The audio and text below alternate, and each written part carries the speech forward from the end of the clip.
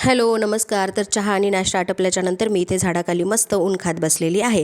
त्यानंतर तुम्ही बघू शकता की इथे कटलेरीवाल्या ताई आलेल्या आहेत आणि मला त्यांच्याकडून काही सामान बघायचं होतं. त्यांच्याजवळ सर्व अवेलेबल होतं, जसं की कानातले, मंगळसूत्र, बांगड्या, सगळंच अवेलेबल होतं. पण माझा भाव पटलेला नसल्यामुळे मी काही ते घेतलं नाही. आणि त्यानंतर आम्ही आमच्या पाहुण्यांकडे गेलो गावामध्ये ज्या आजी आहेत त्या पडल्यात हे कळताच आम्ही सगळेजण त्यांना भेटायला गेलो. तर तिथं त्यांच्याकडे होते शेळीचे पिल्लं. आता हे पाहून माझ्या पिल्लूला फारच नवल वाटत होतं आणि त्याला लाड करण्यासाठी त्या पिल्लांना घ्यावं वाटत होतं.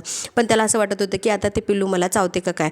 पण सगळेजण समजून सांगितलं की ते चावत बिवत काही नाही, तू घेऊ शकतोस त्याला.